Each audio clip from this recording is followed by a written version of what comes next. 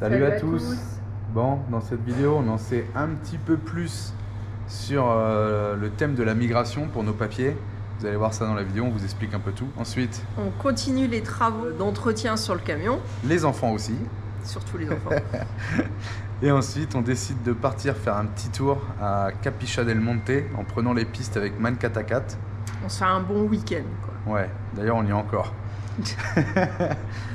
Donc, on vous laisse découvrir la vidéo. Et puis, à la prochaine. Ciao. Ciao. Bienvenue sur la chaîne XCG Family, où vous pourrez suivre notre aventure.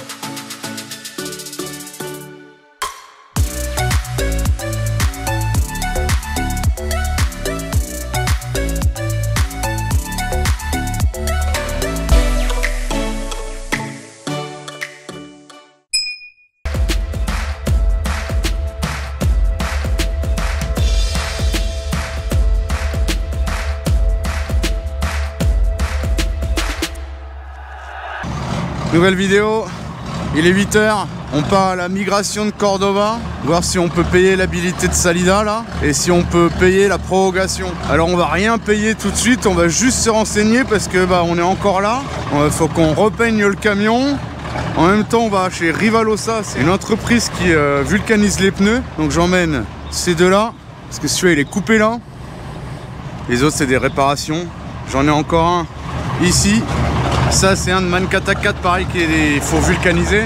Et pourquoi on va pas payer maintenant? Parce qu'une fois qu'on aura payé, on n'aura plus que 10 jours pour faire la prorogation ou alors aller à la frontière. Donc si on a la prorogation, on aura 3 mois. Sauf que dans 3 mois, il faut qu'on soit aux baleines en septembre-octobre et Ushuaia fin de l'année. Donc il faut qu'on calcule notre temps pour que dans 3 mois, on passe la frontière chilienne au sud. Donc on reste là. J'ai la vidange de boîte encore à faire. Peinture, je vous ai dit. Et puis là, on emmène les pneus. Et puis on va à la migration. Allez, regardez le petit bus devant. J'ai peur qu'on touche les câbles au-dessus, c'est vachement bas. Les tendeurs, c'est des cordes derrière.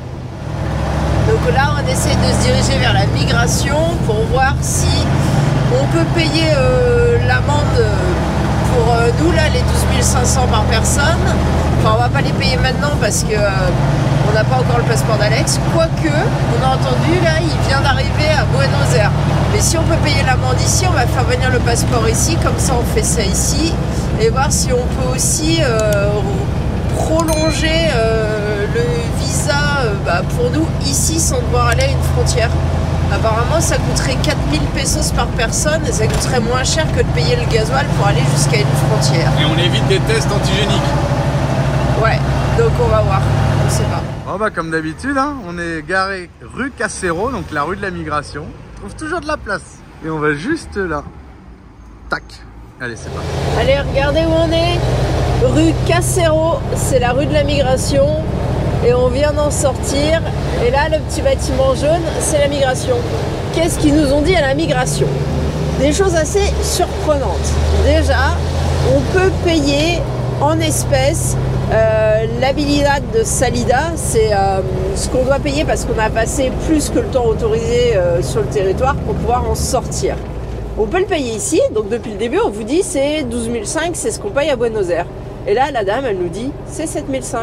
Donc je sais pas, peut-être que quand on va payer ça sera pas 7 500, ça sera 12 500, mais là elle nous a bien dit à plusieurs reprises c'est 7 500. Et on prend un billet là et on va le payer dans une banque, on peut le payer en espèces. Donc ça c'est une bonne nouvelle. Ensuite, on voulait aussi savoir si on pouvait faire prolonger notre autorisation de séjour en fait, au lieu d'aller à une frontière. Donc elle dit oui, on peut prolonger de 90 jours, donc de 3 mois, sauf que Julien qui a ses papiers en règle à l'heure actuelle peut faire prolonger. Par contre, nous autres qui n'avons pas nos papiers en règle, on peut pas faire ça. Même une fois qu'on aura payé l'habilité de Salida, il faut qu'on passe une frontière. Et si nos papiers sont en règle, après on peut aller comme ça faire une prolongation, mais il faut que les papiers soient en règle, donc pour nous c'est mort. Donc dans tous les cas, on va devoir aller à une frontière. à Gualeguaychú, je pense, c'est la plus proche. Mais c'est déjà une bonne nouvelle. Si on paye que 7005 ici, bah, vaut mieux payer ici que de payer à Buenos Aires, hein, clairement. Ça nous fait économiser 4000 pesos par personne. Et le truc, c'est que là, Alex, il a son passeport qui vient d'arriver donc à Buenos Aires, à l'ambassade. Maintenant, il faut qu'on s'arrange avec l'ambassade pour qu'il la fasse envoyer ici, un bureau à Cordoba. Et à ce moment-là, quand on aura tout ça, on pourra bouger jusqu'à une frontière. Par contre, pour faire tout ça, faut qu'on soit prêt à partir parce que du coup, ça nous laissera de Jesús María ou de Cordoba 10 jours pour rejoindre une frontière. La plus proche, je pense, c'est Gualeguaychú. Et il y a aussi que on peut pas aller trop tôt à la frontière parce qu'après, on n'aura que 3 mois sur le sol du pays. Et avec ces 3 mois, on veut faire toute la côte côté Atlantique et aller jusqu'à Ushuaia, sachant que le premier poste frontière, donc ça va être Gualeguaychú, un petit peu au nord de Buenos Aires. Après, il n'y a plus aucun poste frontière quand on suit la côte, jusqu'à atteindre le sud de l'Argentine, à Rio Gallego. Et là, il faut passer un petit bout de Chili pour aller à Ushuaia. Donc là, on aura notre poste frontière, donc ça nous laisserait 3 mois pour faire la côte, les baleines et tout ça. Et les baleines, il faut y être pour septembre-octobre. Donc il ne faut pas non plus qu'on fasse trop tôt les papiers, parce que sinon on va louper les baleines. C'est compliqué tout ça, mais on va y arriver, là ça commence à être bien. Et là, direction, on a une entreprise qui fabrique des amortisseurs à Cordoba là. Donc on va leur demander s'ils peuvent nous réviser nos amortisseurs, remettre de l'huile neuve. Et ensuite on va à Rivalosa, c'est pour refaire les pneus, parce qu'on a tous les pneus avec nous là. Bon, ça y est, on vient de sortir de la fabrique d'amortisseurs Akun. Alors une fabrique qui est pas mal réputée apparemment. Ils font du camion, de la moto de compétition, enfin voilà. Le gars il a dit qu'il pouvait faire, en une journée et demie, c'était fait les 4 amortisseurs. Il nous tient au courant du prix. Il faut juste qu'on trouve le joint SPI parce que c'est en millimètres. Et on est dans un pays d'Amérique où c'est en Pulgar. Donc là on va voir chez SKF à Jesús María demain ou ce soir, je sais pas, s'ils ont du 28 mm. Et il m'a dit pour l'extérieur c'est pas bien grave, nous on refait une pièce autour, il n'y a pas de souci quoi. Donc on peut dormir là, le temps que ça se fasse. Enfin il y a une belle fabrique. Si vraiment on travaille avec eux, on va voir le prix. On vous fera une vidéo. Franchement, c'est toutes les machines pneumatiques et tout, c'est propre. Allez, on va aux pneus, on va manger et on va aux pneus maintenant. Bon, on est chez Rivarosa. C'est la même entreprise qu'il y a à Morteros. C'est une sœur qui travaille dans cette agence ici de Cordoba capitale. Donc on nous avait dit qu'ici qu'il y avait la vulcanisation, donc impeccable. On vient ici à Cordoba. Et là, je parle avec la sœur du coup de Morteros et elle me dit mais non, la vulcanisation ça se fait à Morteros. Oh je dis putain non, sans rire. Bon du coup on a déchargé toutes les roues là et il nous les emmène à Morteros. Il y a un camion qui part demain pour Morteros et je lui ai dit qu'il les laisse là-bas et nous on est à les récupérer parce qu'il en reste encore 5 à Jesús María. Donc nous on pourra en remettre 2, 3 et Christophe il en prendra 2 qu'il emmènera à Morteros en stockage. Bon, voilà, les pneus sont là et ils vont aller à Morteros. Putain, sans rire quoi. C'est un truc de fou l'Argentine. Bon voilà, on repart à vide et puis on récupérera tout ça là-bas. Allez, aujourd'hui c'est exploitation d'enfants, peinture du châssis. Ici, lavage voiture. Par contre là ça avance pas bien vite. Hein. Si. Ça tourne autour du boulon pendant 2 heures. J'essaie de faire ça bien, pas comme toi qui fais. On n'a pas un camion d'exposition bébé. On a un camion d'expédition. Ouais mais j'ai envie de gagner 5000. 5000 ? Ouais. C'est moi qui va le Bah va plus vite alors hein. C'est toi? Toi tu fais quoi alors? Explique-nous. Je lave ce tuyau. Avec la brosse métallique? Ouais. Et ça part bien? Bah ouais. Moi je voulais démonter mon amortisseur là et j'ai commencé et j'ai laissé. Parce qu'on part demain en balade pour le week-end. Et là Essia? Ça pine tout là? Ouais. À mon avis il nous faut à peu près 3 mois pour tout peindre. Mais à la vitesse que ça va. N'importe quoi. Ce matin c'est l'école. Donc je le colorierai. Mais comme lequel? Marie fait la prof. Ça se passe limite mieux quand il y a plus de monde parce que s'il y en Bah, a tu un vois, qui est studieux, les autres... Gère une classe bébé. Vas-y Manon, je vais Allez ça travaille. Il a juste moi le meilleur de tout. Bon, regardez, les enfants ils ont dormi dans la maison des Man4x4. Ils ont dû se geler les fesses quand même. Il y a Alex qui est venu nous rejoindre dans la nuit, on va voir s'il dort.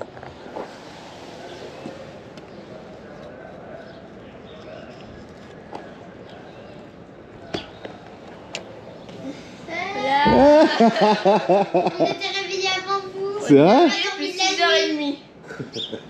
Et alors, froid? Non. Sérieux? Même eu chaud, j'ai enlevé mon pull et tout. Bon chauffage. Putain. Et Alex? Il est pas là. Vous lui avez fait peur?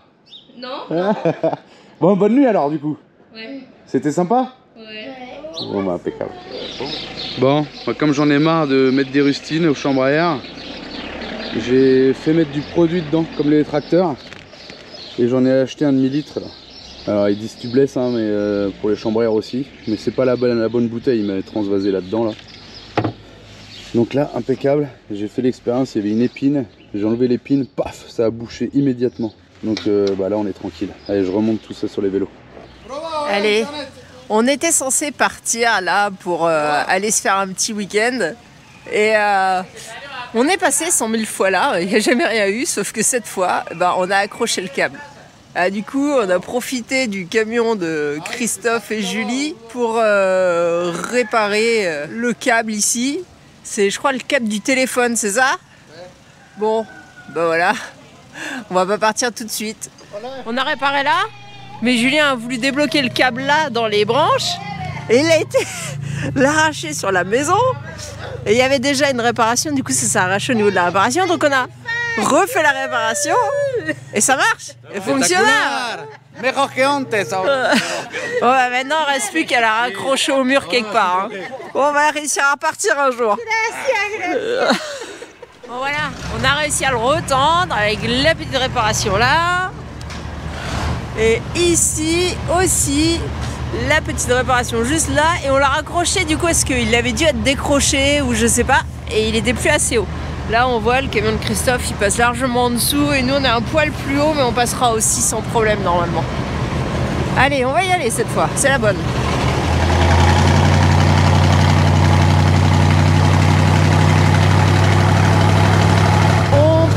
Direction de Capilla del Monte, un peu en retard.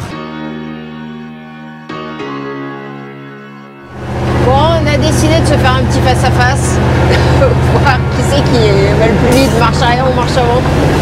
On les avait perdus, on se demandait ce qu'ils faisaient. Il y avait quoi? Le conduit d'air qui s'était desserré? Ouais. Bon, faut trouver un endroit pour faire demi-tour et on est parti.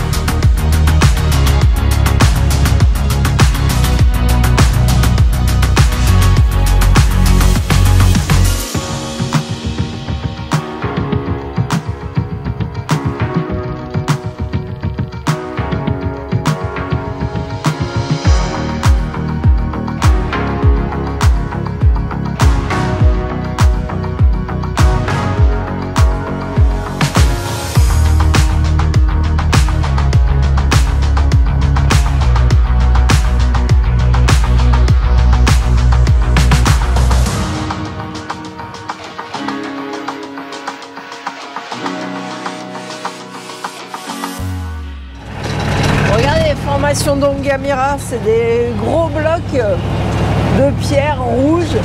On peut monter sur un des sommets, je crois, là. On va voir s'il n'est pas trop tard pour faire la visite. Bon bah, comme vous voyez, il fait déjà nuit. Finalement, on est arrivé. Bah, c'était trop tard. On pouvait plus monter sur les formations rocheuses. Mais c'est pas grave. On continue vers Capilla del Monte. On va se faire un petit resto. Et puis, je pense qu'on va aller dormir au bord du lac. Comme ça, on va pouvoir profiter demain. Si on se fait pas arrêter par les extraterrestres. Ah, oui. oui, il y a toujours cette histoire d'extraterrestres. Je verrai si je vous trouve la véritable histoire des extraterrestres de Capiccia del Monte du Cerro Uriturco. Bon bah il y a des jours comme ça, quand ça veut pas, ça veut pas. Je sais pas si vous voyez là, mais il n'y a plus de poignée à la porte. Elle est là, la poignée. Elle vient de se casser la figure. Bon, je crois que c'est les vibrations, donc heureusement on a retrouvé tous les morceaux, il n'y aura plus qu'à la remettre. Allez, on continue. D'où vient l'histoire des extraterrestres de la montagne Uritorco? Outre le fait que la réserve naturelle d'Uritorco recèle de nombreux minéraux comme le quartz, le mica et les feldspaths qui génèrent des conditions physiques et énergétiques particulières ressenties par de nombreuses personnes, des phénomènes inexpliqués sont survenus. La nuit du 9 janvier 1986, une femme et son petit-fils qui jouaient aux cartes dans une ferme ont soudain été inondés d'une puissante lumière rouge qui se déplaçait au-dessus des collines. Le garçon a vu comme une boule aplatie avec des fenêtres projetant des lumières rouges et blanches. Le lendemain, leur oncle leur a raconté avoir vu une tache noire d'herbe brûlée et de forme ovale, mesurant 70 mètres sur 120 à l'endroit même où ils ont vu les lumières. Puis, en août 1987, toute la chaîne de montagnes a pris feu. Mais le feu n'a pas pénétré dans l'empreinte où la végétation avait pourtant repoussé. En 1988, de nombreux habitants de la ville ont vu une lumière qui tournait comme un carrousel sur la colline et le lendemain, une tache de 40 mètres a été relevée dans les herbes. Ces témoignages de lumière, de taille et de couleurs différentes reviennent tout au long des années. Allez, on fait un petit tour à la feria de Capiccia del Monte avant d'aller manger.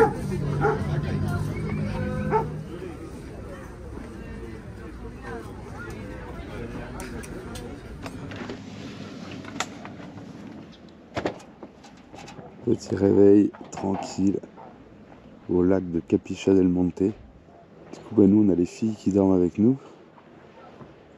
Et les parents dorment dans la caisse. On va voir s'ils ont passé une bonne nuit.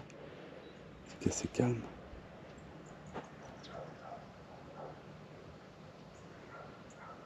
Allez, petit café.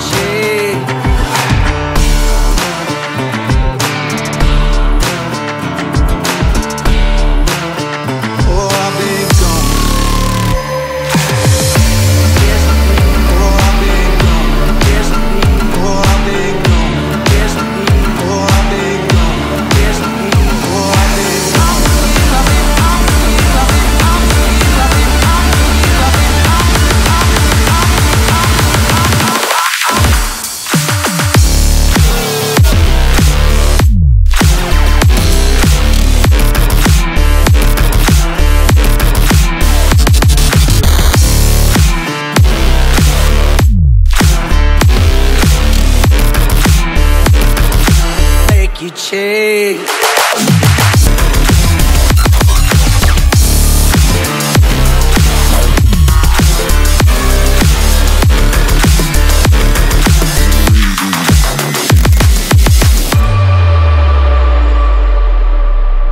Voilà notre petit coin pour ce midi.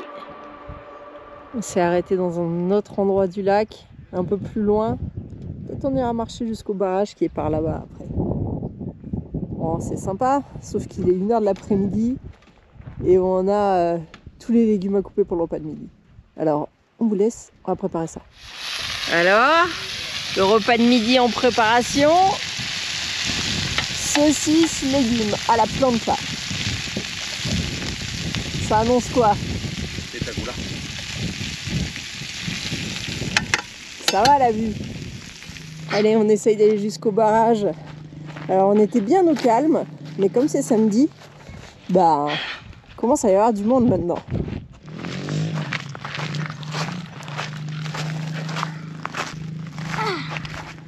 Allez, regardez le barrage.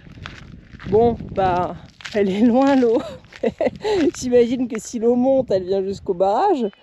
Mais la dernière fois qu'on est venu, déjà, il n'y avait pas d'eau à ce barrage. On a terminé la balade. Ouais, on a terminé la balade, Alex. Alex, il était chaud, il voulait continuer.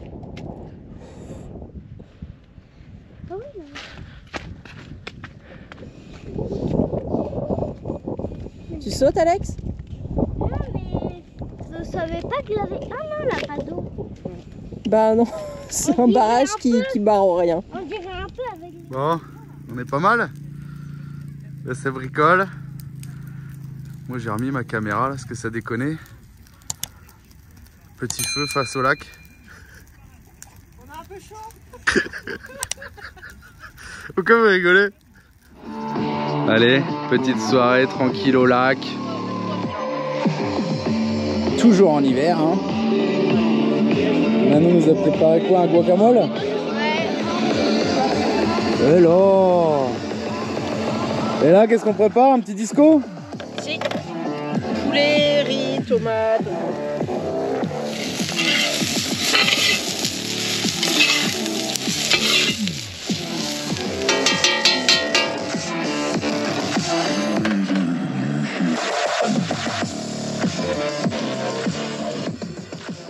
Allez, on finit devant un beau petit feu qui nous tient bien au chaud parce que il fait un petit peu froid. Et puis demain, bah, on va voir Evelyne et faire un peu de cheval. À demain, à la vôtre. En attendant la prochaine vidéo, vous pouvez aussi nous suivre sur Instagram et Facebook.